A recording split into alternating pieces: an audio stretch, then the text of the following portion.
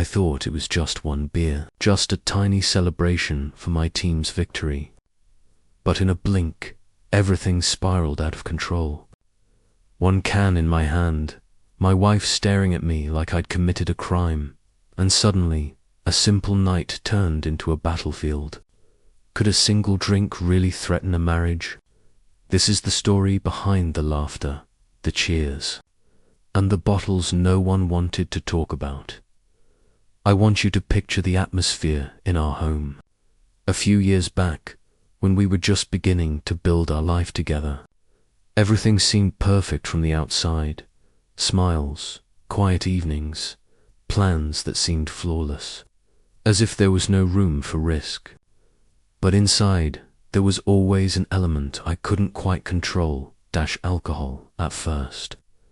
It was just a few drinks on the weekends, a few beers at gatherings with friends, a glass of wine during dinners. I didn't think it was a problem, at least, not in my eyes. But gradually, the frequency increased, and the amount I drank along with it. I clearly remember the baby shower. I had gotten drunk to the point that my parents had to step in. Their worried eyes were the first time I felt ashamed, but it wasn't enough to change my habits. We eventually decided to go to marriage counseling, seriously, to try and preserve our relationship. I remember every piece of advice, every reminder about self-control. We agreed on a clear limit, 1 drink per hour, a maximum of 2 drinks. It sounded simple enough, but in moments of excitement, my old habits always pulled me further than I should go. I recall countless times she would look at me with a mixture of worry and disappointment. I understood her concern, yet I also felt restrained. At times, I asked myself whether love and personal freedom could coexist, or if I would always be bound by limits that I had agreed to in theory but struggled to follow in practice. And then, little by little, every uncontrolled moment, every drink beyond the limit, created a history I could no longer deny. Each time I drank too much, each time she was upset, it resurfaced. It was a loop I couldn't seem to escape. I knew I had to change, but that process was never simple. The nights when I drank, even just slightly more than planned, became lessons and warnings. Yet, I couldn't help but feel alive, exhilarated, a part of me wanting freedom in ways that frightened her. There was a tension in our marriage that no one else could see, the quiet, looming shadow of what could happen if I lost control. Looking back, I realized that every celebration, every toast, every small victory, even watching a simple football game, carried the potential for chaos.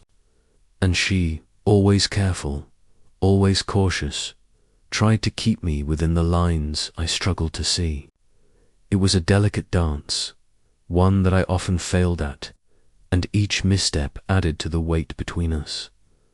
I remember thinking, sometimes, that maybe it wasn't just the alcohol. Maybe it was me testing the limits of what she would tolerate, the freedom I wanted versus the safety she demanded. The lines weren't clearly drawn, they were constantly shifting, moving as we tried to navigate life together. And in that uncertainty, the tension grew. I could see it in her eyes, the same eyes that once made me feel loved and safe, now a mixture of fear, frustration, and disappointment. And yet, I loved her more than I could express, even as I struggled to control myself. Every misstep, every raised eyebrow, every sigh, became a silent conversation we had without words. The battle between my desires and our future, that is how it all started, the subtle beginnings of a struggle that would define so many nights, so many conversations, and ultimately, one night in particular that I would never forget. A night where a single drink, a simple celebration, and my inability to fully restrain myself would push our marriage to the edge. The mornings after I drank, even just a little too much, always carried a silent tension.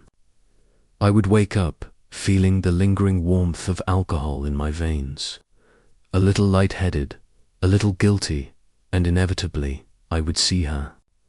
She would be sitting at the kitchen table, coffee in hand, eyes slightly narrowed, not in anger, but in careful observation. She was watching, measuring, silently asking, "How much did you drink last night? Was it too much?" It started with small things. A raised eyebrow at a leftover bottle in the fridge, a comment about the smell of beer on my breath, a passing remark about moderation. At first, I laughed it off. "Relax, it's just a drink." "I'm fine," I would say, brushing it off like a casual warning. But she didn't laugh. She never did. Her eyes always told me that beneath her calm voice was a storm of worry. I could not ignore. Each night out with friends became a negotiation in my mind. 1 drink, 2. Could I stop at just 1, or would I push it further? The stakes felt higher every time, not because the alcohol itself was intoxicating, but because I knew the consequences. The tension at home, the silent disappointment, the unspoken rule that one misstep could ignite a feud, carried all of that in my chest. I remember one evening, a casual dinner with friends. I promised her I would limit myself. "Just 1 or 2, I said confidently, trying to appear responsible. But the laughter, the cheering, the shared stories, it was intoxicating in a way nothing else could match. I found myself reaching for another beer. It was a subtle moment, almost imperceptible, but I knew. I felt it. The edge of temptation, the pull toward a choice that would disappoint her. When I returned home that night, she was waiting, eyes alert. I could feel her tension before she even spoke. "You said 1 or 2? She began, her voice steady but tinged with something deeper. That was the moment I always dreaded. Not the confrontation itself, but the weight behind it, the silent judgment, the reminder of past mistakes, the fear that I was repeating a cycle I had promised to break. We would talk, sometimes calmly, sometimes with rising voices. I wanted to explain, to justify myself. It was just a celebration, just a small slip. But she saw more than a slip. She saw patterns, history, the potential for a downward spiral I had yet to fully confront. And in that moment, I felt a strange mix of resentment and guilt. Resentment because I was being scrutinized. Guilt because deep down, I knew she was right. Even the smallest gestures of concern became loaded with meaning. A hand on my shoulder, a sigh, a fleeting glance, they were reminders of boundaries I had agreed to. Boundaries I sometimes ignored. The emotional strain was subtle but persistent. Over time, it accumulated, layer upon layer, building a quiet but unyielding tension between us. I began to notice my own reactions changing. Where I once would have shrugged off her concern, I now felt defensive. Every question about drinking felt like an interrogation. Every reminder about moderation felt like a personal attack. I could almost hear the words echoing in my head. "You're being treated like a criminal. Like you can't be trusted." And in some ways, I began to believe it. The irony was not lost on me. I loved her more than anything. Yet this love became entangled with frustration and misunderstanding. She wanted safety, stability, and control over a variable I could not fully manage. And I, in turn, wanted freedom, excitement, and the chance to prove I could handle it even when I clearly could not. It was in these daily moments, the small conflicts, the subtle tensions, that the foundation of our marriage was quietly tested, not with dramatic fights, not with shouting, but with the slow, creeping weight of worry, disappointment, and repeated compromise. Each overlooked boundary, each misstep with a drink, built a tension that neither of us could fully articulate, but both of us felt, and so the pattern continued. Evenings filled with laughter and beer, mornings filled with quiet observation and silent judgment, and the ever-present fear of crossing a line that, once crossed, could change everything. It was a delicate balance, a fragile dance, and I could feel the strain mounting with every passing day. I knew I was standing at the edge of something. Every time I reached for a drink beyond the agreed limit, I felt the pull of a slippery slope. But I also felt alive, exhilarated, a part of me resisting the constraints, testing boundaries, and pushing against the rules. It was a dangerous combination, one that threatened to unravel everything we had built, and yet I couldn't stop. Asterisk. As the weeks went by, the small tensions escalated. Nights out with friends became tests of willpower, and even the tiniest slip felt monumental. I remember one Friday evening, after a long week, the air thick with exhaustion and anticipation. Our team had an important match, and I promised myself and I would stick to the limit. One drink, maybe two, nothing more. But when we arrived, the excitement was palpable. Cheers, laughter, the smell of pizza and beer filling the room. I had 2 drinks early on. Just 2, I told myself. But in that space, with adrenaline pumping from every goal, every cheer, the pull was irresistible. I could almost feel my fingers twitching toward another beer. Later that evening, she left to run an errand. Alone, I held a can of beer in my hand, staring at it as if it were a small act of rebellion. And in that moment, a camera captured it. A fleeting moment, nothing more, yet everything. When she returned and saw the video, her eyes narrowed. "You promised me 2 drinks, and this." She didn't need to finish the sentence. The weight of disappointment hung between us like a storm cloud. I could feel my chest tighten. At first, I admitted it. Yes, I was holding a can, I'm sorry. But the longer we talked, the more defensive I became. Her calmness shifted into frustration, her concern into accusation. "I can't trust you with just one evening," she said softly, yet each word cut deeper than any yell ever could. And I felt it, the familiar anger rising, the sense of being treated like a criminal for something I thought was trivial. "I'm not the problem here, this isn't ruining the night. You are." I snapped inside, though I tried to keep my voice steady. It was absurd and yet inevitable. The conversation spiraled, small grievances of the past surfacing, forgotten promises, previous nights of drinking too much, moments where we failed to meet each other's expectations.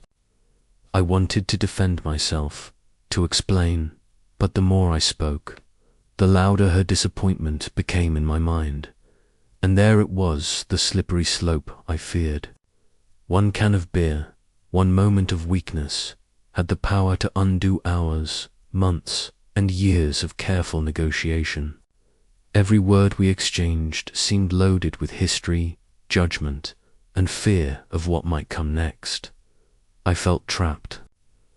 I wanted to laugh at the absurdity, to shake off the tension, but the gravity of the moment grounded me. She's right, I thought. But she's wrong too. This isn't the whole story. The duality of truth and perception, love and frustration, freedom and restraint collided in my chest, creating a storm that neither of us could navigate easily. This was not an argument about a single drink anymore. It was about control, trust, and fear. and I felt caught between two selves. The man who wanted to celebrate freely and the man who desperately wanted to keep his marriage intact. After that night, the silence lingered longer than any conversation could. We went to bed, side by side, yet separated by an invisible wall. I stared at the ceiling, replaying every word, every glance, every micro-expression. Her disappointment was a weight pressing on me, but so was my anger at being misunderstood. I began to reflect not just on that night, but on every moment alcohol had created tension in our marriage. The baby shower, the dinner parties, the weekends spent laughing with friends while she watched cautiously from the sidelines. All these memories merged into a timeline of frustration, guilt, and repeated compromise. I realized that it wasn't just about drinking.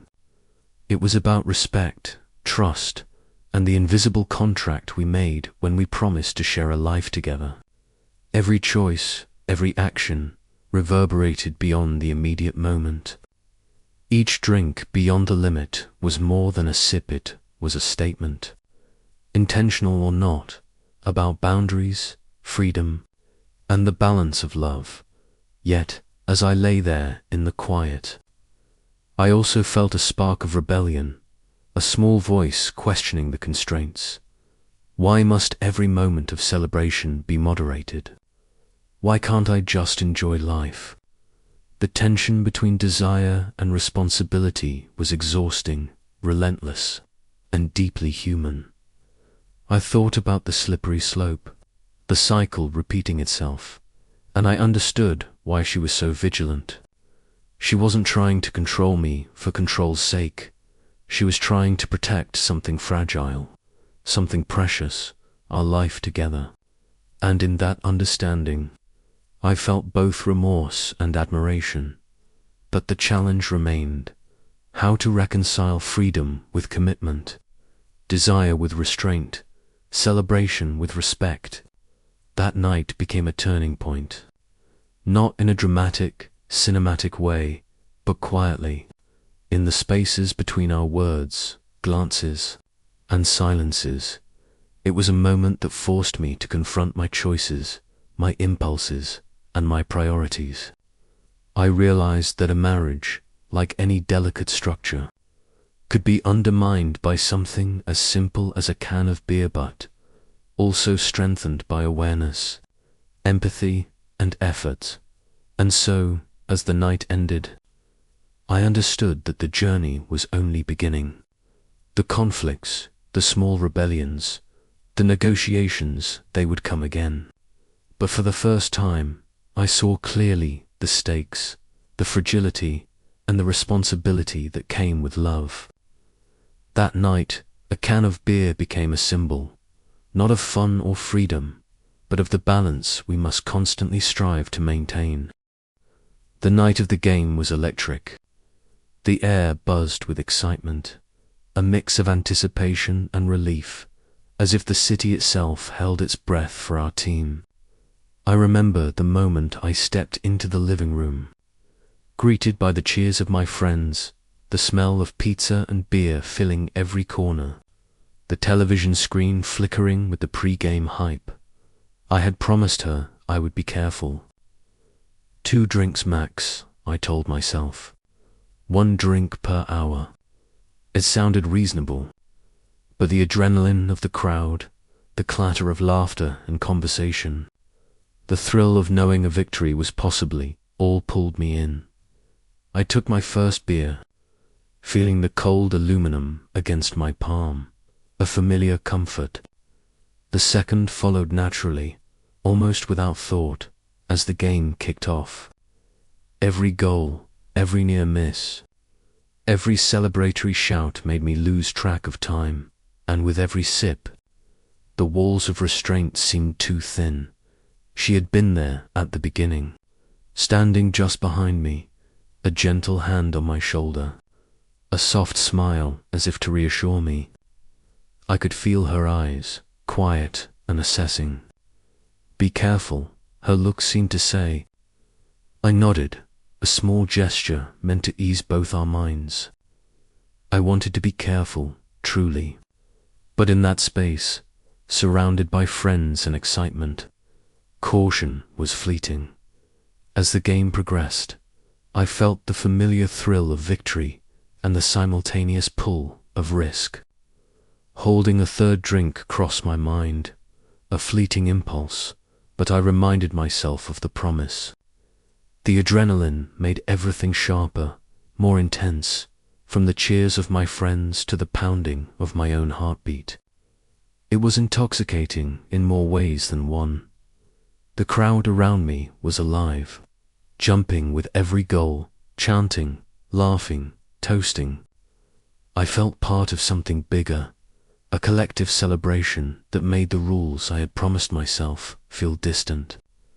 I was exhilarated, alive, yet beneath that excitement, a quiet awareness simmered, the knowledge that one more step could undo the delicate balance I was trying to maintain at home. And then it happened. A goal our team scored against all odds. The room erupted. High fives, laughter, shouting. It was a surge of pure euphoria. I lifted my second beer, clinked it with a friend, and for a moment the world felt perfectly aligned. A perfect celebration. But lurking beneath it all, I could sense the consequences. Not in the room, not among friends, but in the quiet shadow of her worry, and the promises I had made. She smiled at me, genuinely happy for the win, yet her eyes flickered with caution. That subtle expression was enough to remind me that this night was more than just a game. It was a negotiation, a balance between joy and responsibility, excitement and restraint, and though I tried to focus on the celebration, I could feel that silent tension, a thread linking my actions to what was waiting at home, and to the potential fallout if I misstepped. As the game continued, the energy intensified. I could feel it in my chest, a rhythm of excitement that matched the pounding of the crowd. Every goal our team scored sent a ripple of cheers through the room and a ripple of temptation through me. The thought of another drink crossed my mind more than once. I reminded myself, 2 drinks. That's it. But even as I thought it, the idea of holding that third beer, of indulging just a little more, seemed impossibly alluring. The laughter of friends, the clinking of bottles, the warmth spreading through my body, it was a siren call. I wanted to feel fully immersed, to let go just this once. She had stepped away briefly to grab a snack, leaving me surrounded by friends and the pulsing energy of the game. That brief moment of absence felt like permission. Even if I knew it wasn't, I held the cold can in my hand, the condensation damp against my fingers. It was small, almost trivial, but in that instant it carried weight. A temptation that made my heart race. The cheers roared again, another goal, another surge of adrenaline. I took a deep breath, reminding myself of the limit, but the thought lingered. Just one more. One more can won't hurt. The thrill, the intoxication, the sheer joy of being caught in the moment, it was irresistible. Friends leaned in, laughing, shouting about the improbable win. I smiled, participated, joined in their excitement. But underneath, I felt a tension coiling in my chest. The awareness that this small act, holding one more beer, could set off a chain reaction of disappointment, confrontation, and guilt. And yet, for a brief, exhilarating moment, that awareness seemed distant, overshadowed by the euphoria of victory. By the end of the game, we had won. Everyone was celebrating, hugging, shouting. I held 2 beers in my hands, maybe a little more flushed than usual, adrenaline still coursing through me. I caught her glance across the room as she returned, and for a split second, I saw a flicker of concern. That flicker was enough. A warning, a reminder of the balance I had promised her I would maintain. But I ignored it just a little, savoring the victory, savoring the freedom, knowing that the evening was far from over, and that what happened next would test not just my self-control, but the very fabric of our relationship. It happened so fast. She had returned from the kitchen carrying a plate of snacks, and, in a casual glance at her phone, she froze. My stomach dropped as I realized she had seen the video. A single, fleeting clip of me holding a can of beer, a small gesture in my mind suddenly became monumental. Her eyes were sharp, assessing, and there was an unmistakable weight behind them. "You promised me 2 drinks, she said softly, but each word carried more gravity than any shouting match we had ever had. I felt a cold knot form in my chest. I wanted to laugh it off, to explain that it was nothing, a harmless action, but the reality was stark. She wasn't laughing. I admitted it immediately. Yes, I was holding it. "I'm sorry." The words left my mouth, sincere, but they did little to ease the tension.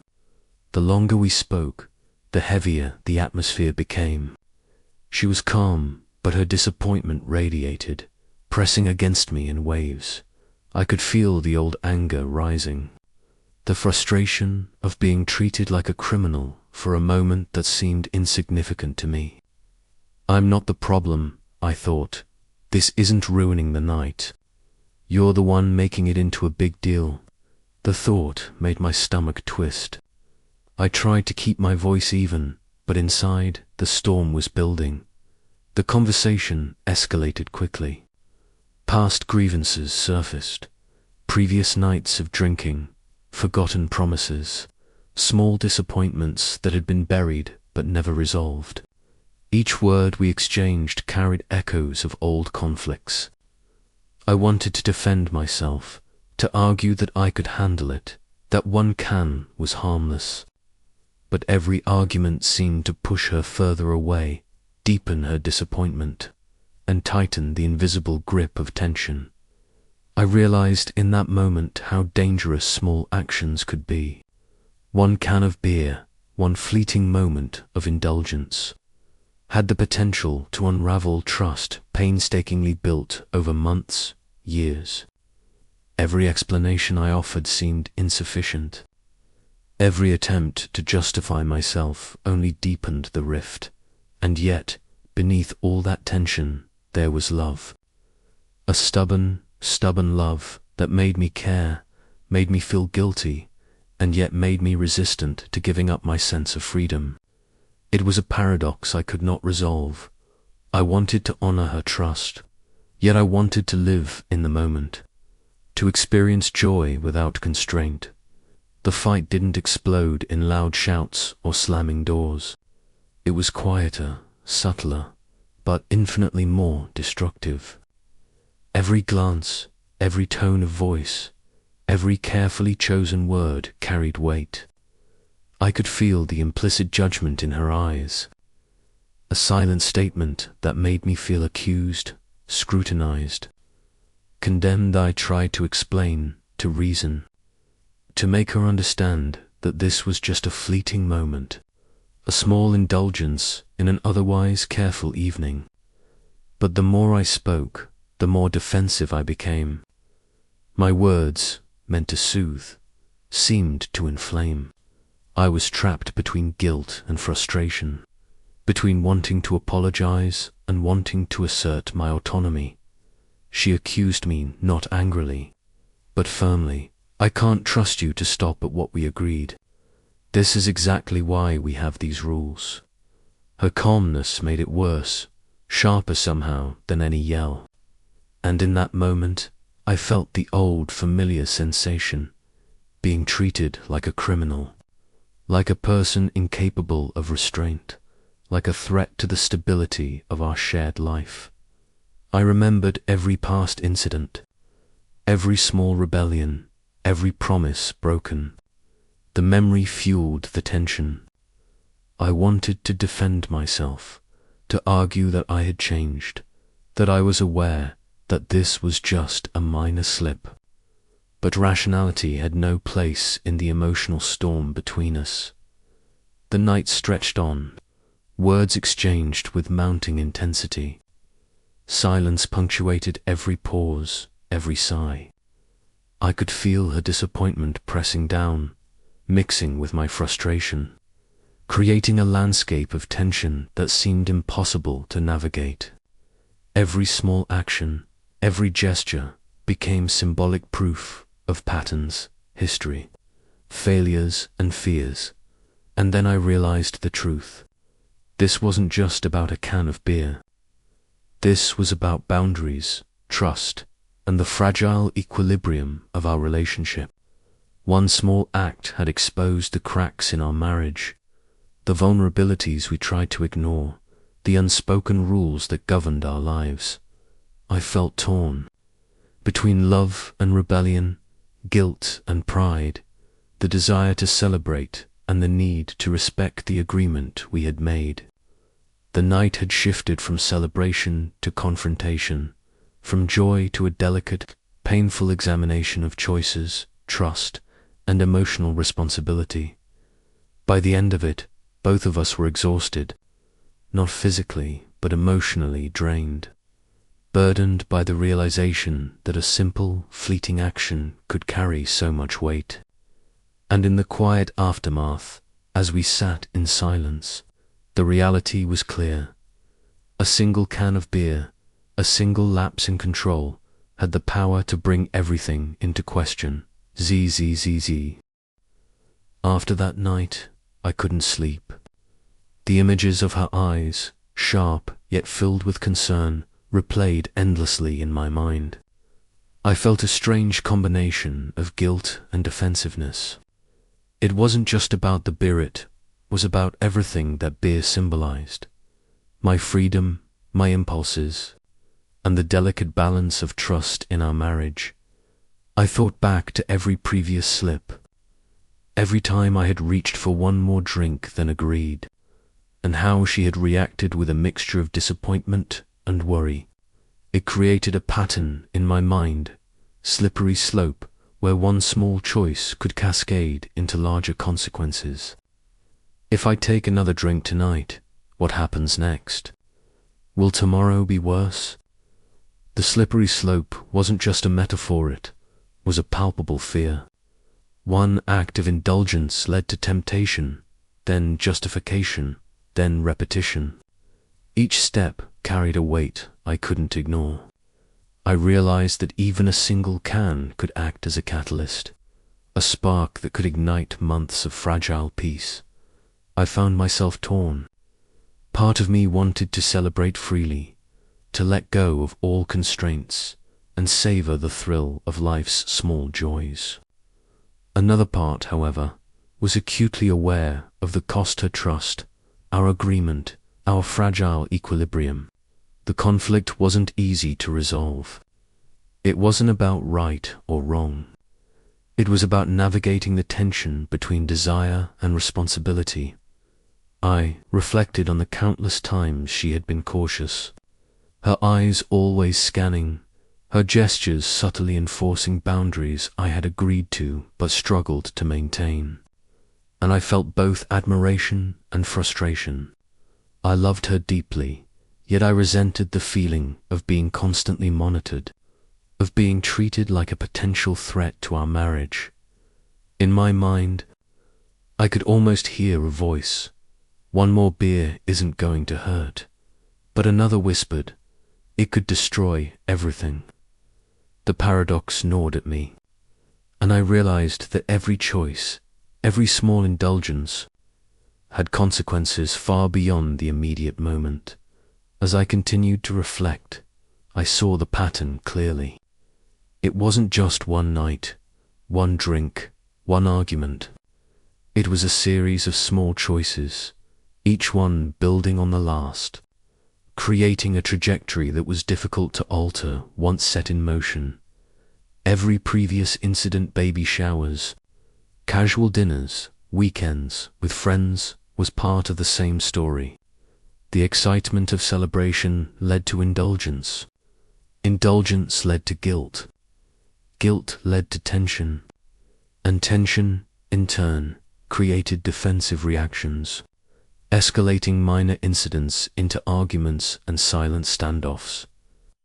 I realized that the slippery slope wasn't about weakness, it was about awareness, control, and the fragile balance between freedom and commitment. I had been aware, yet my impulses had often overpowered my intentions. By the end of my reflections, I reached a painful but necessary awareness. The pattern had to change, or it would continue to repeat.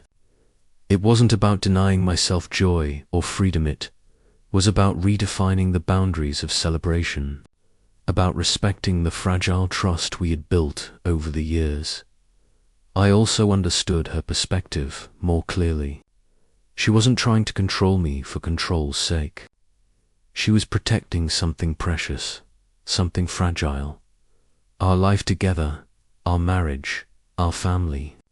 And in that understanding, I felt a complex mix of remorse, love, and determination. I knew it wouldn't be simple. Old habits die slowly. Temptation would remain, but awareness, reflection, and commitment to change were the first steps. The slippery slope was real, but it wasn't invincible. I could navigate it if I chose to, and if I truly respected both my desires and our shared responsibility. The morning after the game, the house felt different. The victory celebration had faded, leaving behind a quiet tension almost tangible in the air. I made coffee, careful not to spill, careful not to trigger another confrontation. She sat at the kitchen table, her posture stiff, her eyes still carrying the weight of the previous night. I tried to speak first. "Morning. How are you?" But the words felt hollow. She didn't answer immediately, just looked at me, scanning my face, searching for signs of sincerity, or perhaps signs of defiance. I felt exposed, like every action, every word was under scrutiny. Finally, she spoke. "I watched that video last night. I can't believe you would do that after everything we've agreed on." Her voice was calm, yet each syllable carried a subtle edge of frustration and hurt. I swallowed hard. I wanted to explain, to justify myself, but the words seemed inadequate. I realized that her disappointment wasn't just about alcohol. It was about trust, boundaries, and the fragile equilibrium of our life together. Each small slip had consequences, each misstep a ripple through the fabric of our marriage. The thought weighed heavily on me. One drink, one small indulgence had the power to undo ours. Months, years of careful negotiation. I wanted to apologize, to bridge the gap between us, but I also felt the sting of being misunderstood. I wasn't reckless, I thought I was careful. I thought I was celebrating responsibly. But in her eyes, I had crossed a line, and that perception was real, undeniable.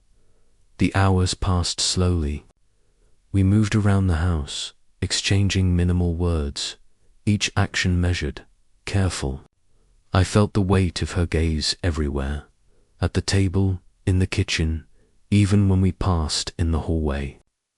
Every gesture I made felt loaded with meaning, every word potentially explosive.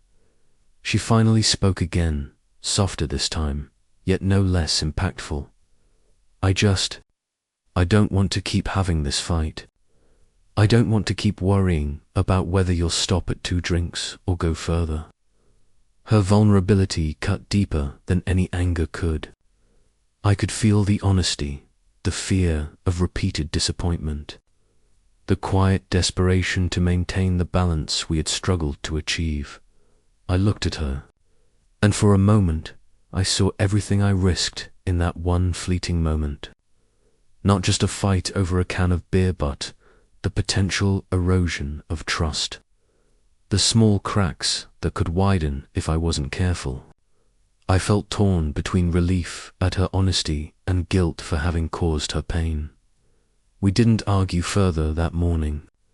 Instead, there was silence, heavy, reflective pause that hung between us like a delicate bridge. I knew that the next steps would be critical. How I chose to respond, how I chose to act, would determine whether the pattern continued or whether we could begin to rebuild. Truly, from the foundation of awareness and commitment. And so, the day unfolded with careful movements, thoughtful glances, an unspoken acknowledgement of the fragility of our relationship. It was not dramatic. It was quiet, subtle but profoundly real. The consequences of a single moment were clear, and the responsibility lay squarely on my shoulders as the day wore on. I found myself replaying last night's events over and over in my mind. Each time I felt a twinge of guilt, followed by an almost physical pull toward rationalization. It was just a can. One more wouldn't matter.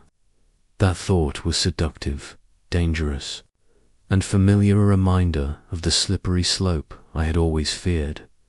I could feel the internal tug-of-war, one part of me craving freedom, exhilaration, and the thrill of indulgence. Another part acutely aware of boundaries, trust, and the fragile structure of our marriage. Every rational argument against drinking seemed to weaken under the allure of spontaneity, celebration, and temporary relief. The slippery slope wasn't abstract, it was visceral. I imagined what could happen. 1 drink today, 2 tomorrow, then perhaps a weekend where limits were forgotten entirely. The thought sent shivers through me. I knew this pattern all too well. It had defined countless nights before, and the fear of repeating it gnawed at my conscience. Yet, simultaneously, I longed for the fleeting thrill, the temporary escape from responsibility. It was a dangerous paradox. My love for her demanded restraint, but my impulses cried out for freedom. Each glance at the fridge, each memory of last night's celebration, felt loaded with temptation, a subtle test of willpower I could not ignore. By evening, the tension in my chest had become almost unbearable. I felt trapped between two selves, one who wanted to live fully, who wanted to celebrate life without limits, and another who understood the potential cost of a single misstep. The realization was crushing. The decisions I made in moments of temptation could echo far beyond the immediate, shaping trust, respect, and the trajectory of our marriage. I thought back to every prior incident, the baby shower, casual dinners, previous games, seeing a clear pattern emerge. Every indulgence had been a test. Every time I exceeded the limit had led to conflict, disappointment, and a creeping sense of mistrust. The cycle was painfully obvious, yet the pull of indulgence was still strong in that tension. I recognized a critical truth. Awareness alone was insufficient. I could understand the slippery slope, acknowledge the temptation, and foresee the consequences. But knowledge without action would not protect us. I had to decide to confront my impulses, to exercise restraint, and to actively preserve the fragile balance we had built. It was a moment of reckoning, quiet yet profound. The exhilaration of freedom battled with the weight of responsibility, desire against loyalty, impulse against love. The night was still young, but I knew that what I chose in that moment would ripple far beyond this evening, shaping the contours of our relationship in ways I could not yet fully grasp. I realized then that the journey wasn't just about avoiding a drink. It was about learning, growing, and understanding the delicate dance between freedom and commitment. The dance we had been performing since the day we began our life together. And the first step, the conscious, deliberate choice to act responsibly, would define whether this slippery slope led to destruction or renewed trust. The days following the game were tense. The memory of that can of beer, the confrontation, and the disappointment in her eyes lingered like a shadow over our home. Every small interaction carried weight. I realized that the consequences of a single lapse extended far beyond the immediate moment. They infiltrated every shared space, every conversation, every look. I saw the subtle changes in her behavior, quieter laughter, more measured words, cautious glances. It wasn't anger. It was vigilance. And I felt it acutely, like walking on fragile glass.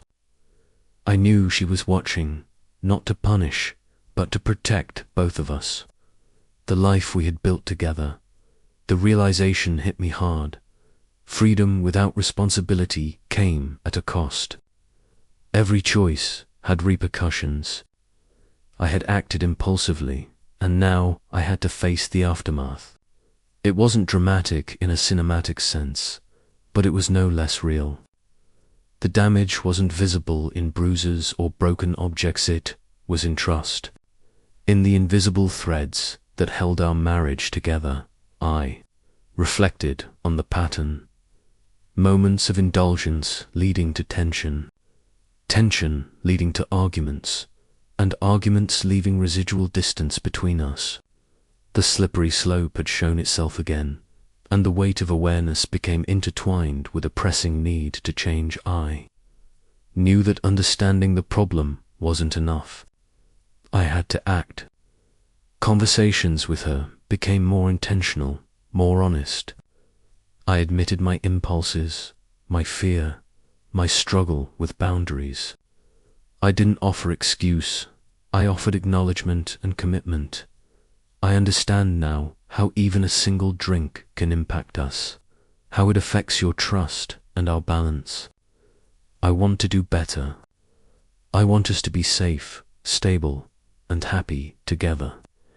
She listened, cautiously, yet with a subtle softness that gave me hope. Our dialogue was not perfect.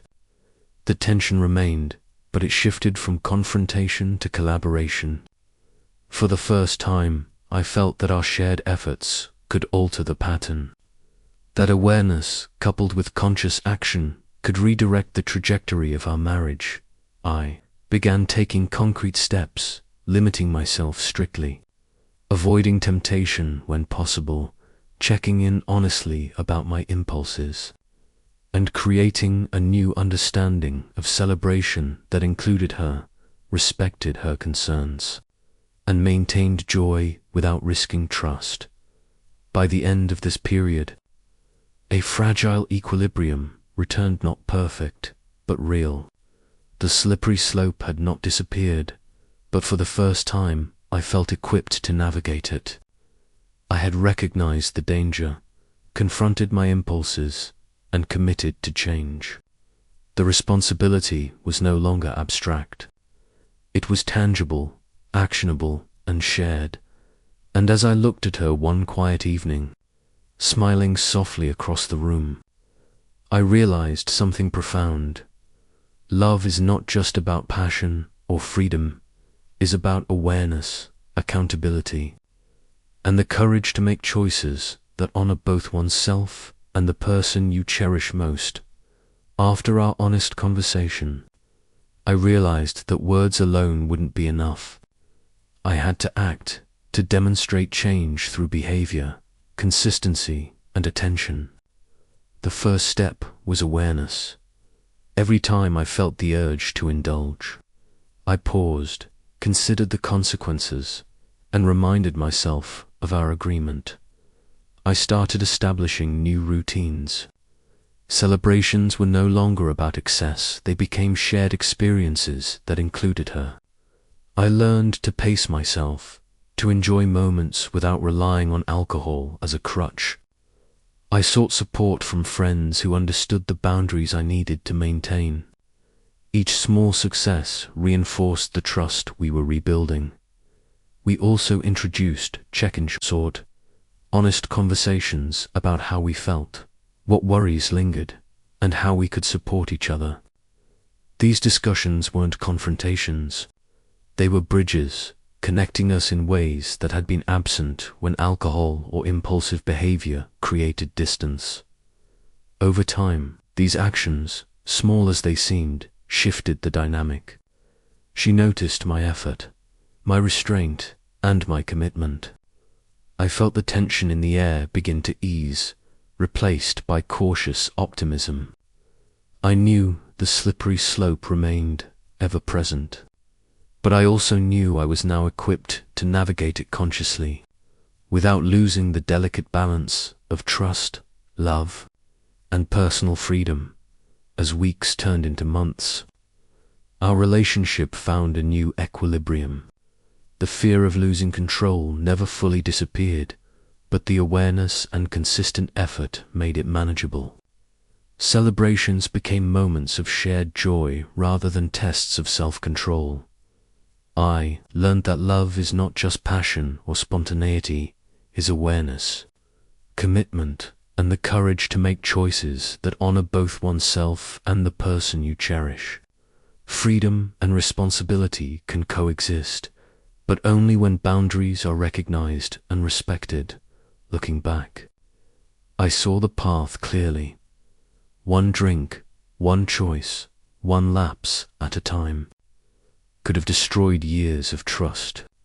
But recognition, accountability, and deliberate action transformed the risk into a lesson, a chance to grow, to strengthen the bond, and to truly understand the meaning of partnership.